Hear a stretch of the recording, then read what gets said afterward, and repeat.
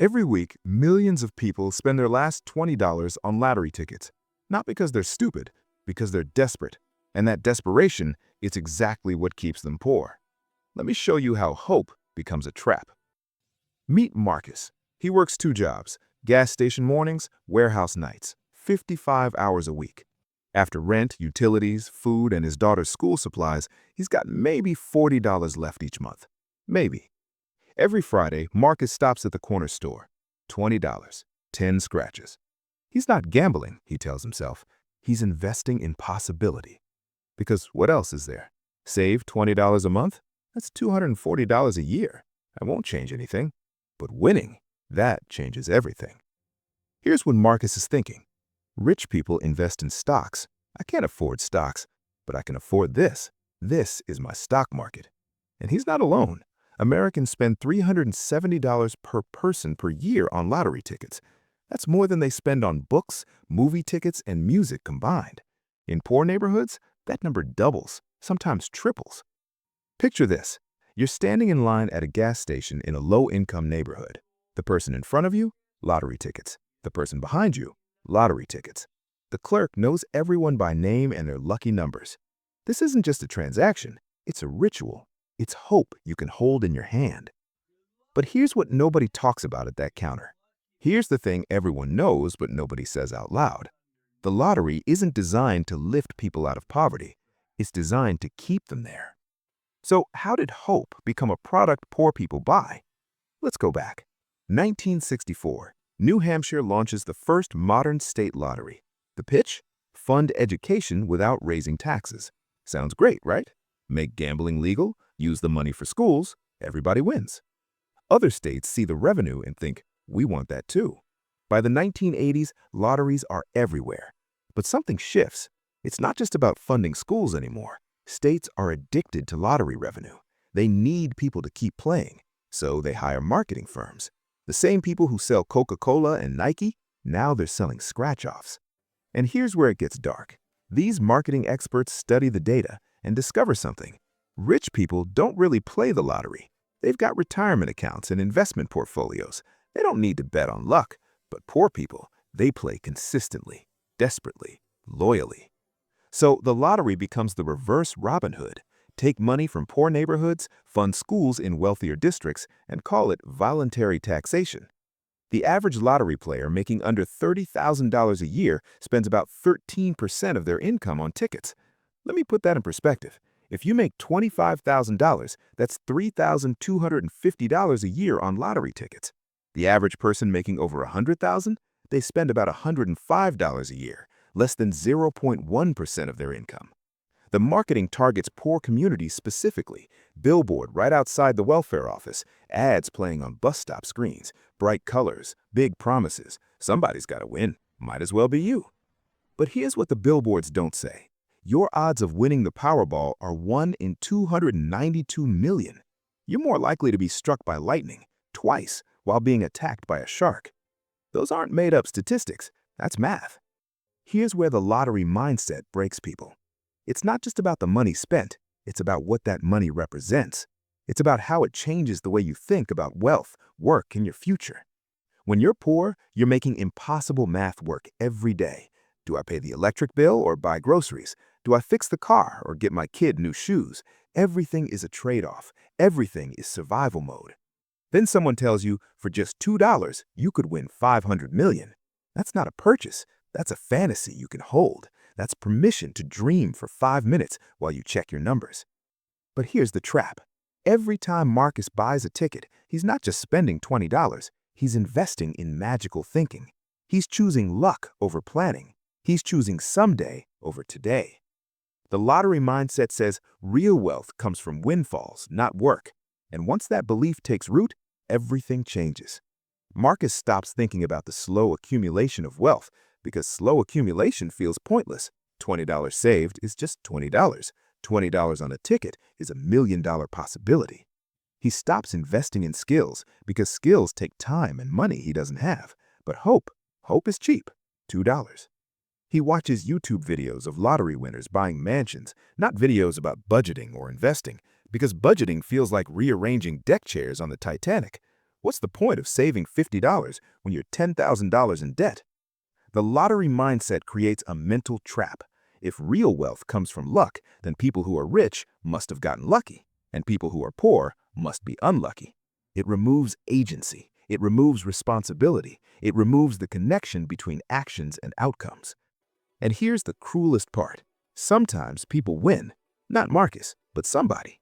And when somebody wins, it validates everyone else's belief that this is possible, that this is the way out, that they should keep playing. Let me tell you about the moment the lottery mindset destroys everything.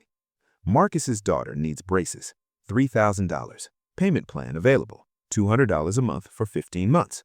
Marcus does the math. He doesn't have $200 a month. He's already living paycheck to paycheck, but he's been playing the lottery for 3 years now. That's $60 a month, $720 a year.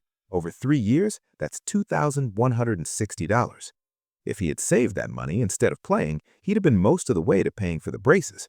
But he didn't, and now his daughter's 14, self-conscious, not smiling in photos. This is the crash. Not dramatic, not sudden, just the slow realization that hope bought in $2 increments cost everything. But it gets worse. Because Marcus is so deep in the lottery mindset, his next thought isn't, I should stop playing. His next thought is, I just need to win once. Just one big win, and I can fix everything. So he plays more. He increases to $30 a week, because now he's not just playing for dreams, he's playing to fix mistakes. He's playing to solve problems. He's playing with desperation. The lottery mindset doesn't just keep you poor, it accelerates poverty. Because every dollar you spend chasing luck is a dollar you're not spending building stability. Studies show that lottery players in the bottom income quintile spend more on tickets than they spend on retirement savings, emergency funds, and investment accounts combined. Think about that. More money on a system designed for them to lose than on systems designed for them to build wealth. And the psychological damage? That's worse than the financial damage. When you spent years believing wealth comes from luck, you stop believing in your own power. You stop making long-term plans. You stop thinking strategically. You develop what psychologists call learned helplessness. Your life isn't about decisions and consequences. It's about luck and fate. And once you believe that, you've lost something more valuable than money. You've lost agency. You've lost control. You've lost the belief that your actions matter. The lottery mindset doesn't just affect individuals, it ripples through entire communities. Let's zoom out. Low-income neighborhoods in America spend about $3.6 billion a year on lottery tickets. That's not a typo, $3.6 billion from people who can least afford to lose it. Now imagine if that $3.6 billion went somewhere else, into savings accounts earning 4% interest, into community investment funds, into small business loans, into education, into emergency funds that prevent evictions. Compound that over 10 years, you're looking at wealth creation in the tens of billions. You're looking at community transformation. You're looking at generational change. But it doesn't go there. It goes to state governments who use it to fund programs while avoiding tax increases on wealthier residents. It's the most regressive tax system in America, except nobody calls it a tax. They call it entertainment.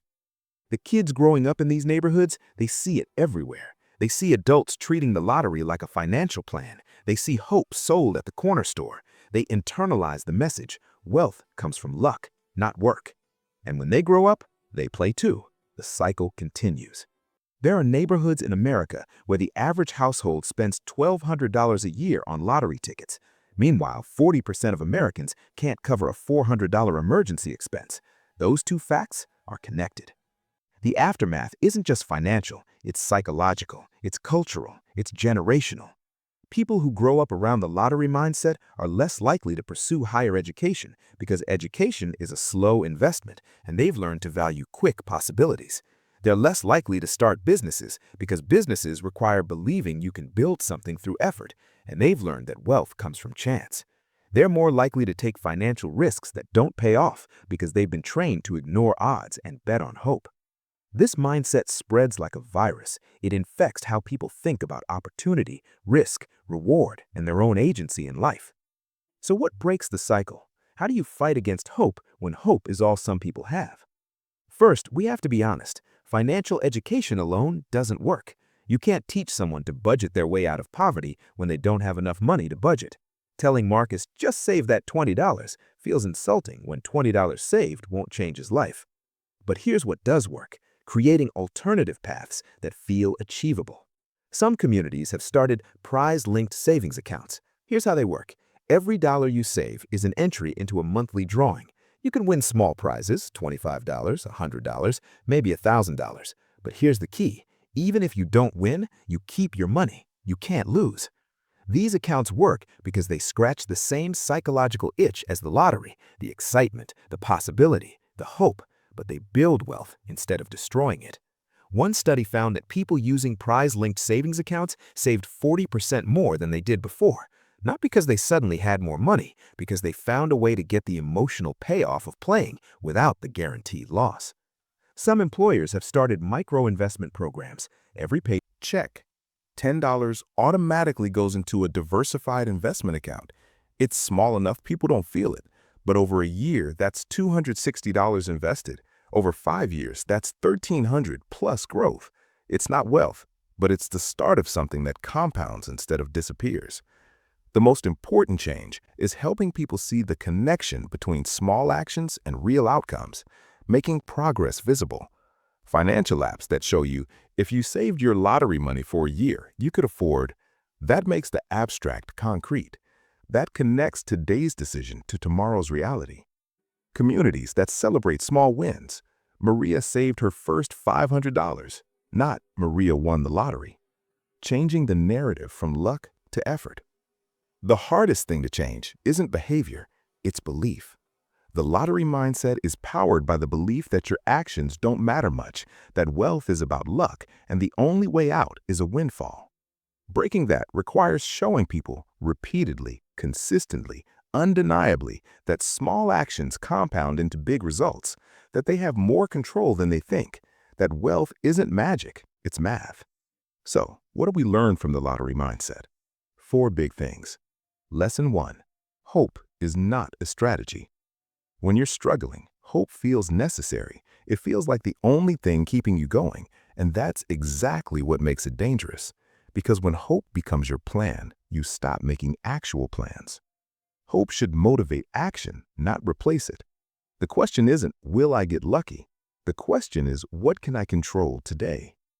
Lesson 2. Small actions matter more than big breaks. The lottery mindset trains you to wait for the big break, the promotion, the windfall, the lucky moment. Meanwhile, wealthy people are making small, boring, consistent decisions. They're saving 10% of every paycheck. They're investing automatically. They're avoiding debt. They're building skills. Wealthy people think in decades. Poor people think in weeks. Not because poor people are short-sighted, because when you're in survival mode, next week is all you can afford to think about. But here's the trap. If you only think short-term, you guarantee you'll stay short-term. Breaking the cycle means forcing yourself to think long-term even when it feels pointless. Lesson 3. Systems beat individuals. This isn't about personal responsibility. Marcus isn't poor because he's lazy or stupid or irresponsible. He's poor because he's operating in a system designed to extract money from him. Predatory lending, regressive taxation, food deserts, transit deserts, employment discrimination. The lottery mindset doesn't exist in a vacuum. It exists in an environment that offers very few real paths to wealth and lots of fake ones. We need systemic change, better wages, affordable housing, access to quality education, financial infrastructure that helps instead of extracts. But while we wait for systemic change, individuals need strategies that work within the broken system. That's not endorsing the system, that's survival. Lesson 4. Belief shapes behavior. What you believe about wealth determines how you pursue it. If you believe wealth comes from luck, you'll chase luck. If you believe wealth comes from education, you'll invest in education. If you believe wealth comes from hard work, you'll work hard. If you believe wealth comes from systemic exploitation, you'll fight systems. Here's the truth. Wealth comes from all of those things and more. It's complicated, but the lottery mindset simplifies it to just one thing, luck, and that simplification is a trap. The most valuable thing you can change isn't your behavior, It's your belief about what's possible and how to get there. Remember Marcus, the guy spending $20 a week on lottery tickets? Here's what happened to him. He didn't win the lottery. He never will. The math doesn't change because you need it to. But one day, his coworker showed him something, an app that rounded up every purchase to the nearest dollar and invested the difference. Not a get-rich scheme, just automatic micro-investing. Marcus was skeptical. 50 cents here, 30 cents there, what's the point? But he tried it. And after 6 months, he checked the account. $340. It wasn't life-changing, but it was something he built. Something that existed because of his purchases, his life, his actions. For the first time in years, Marcus saw a number go up instead of down. And something shifted. Not dramatically, not instantly, just a small crack in the belief that nothing he did mattered. He didn't stop being poor. He didn't suddenly have wealth, but he stopped buying lottery tickets every week. He started thinking in months instead of days. He opened a savings account. 3 years later, when his daughter needed braces, he didn't have all the money, but he had $1,800 saved. The payment plan became manageable. His daughter smiled in her graduation photos. The lottery mindset says wealth comes from luck. The reality is wealth comes from time, consistency, and believing your actions matter. Poor people don't stay poor because they're lazy or stupid or lack willpower. They stay poor because they're operating in a system designed to keep them there, with marketing telling them hope costs just $2 and very few people showing them another way. The lottery isn't just a game, it's a philosophy, it's a worldview, and that worldview keeps millions of people trapped. The question isn't whether you'll win the lottery.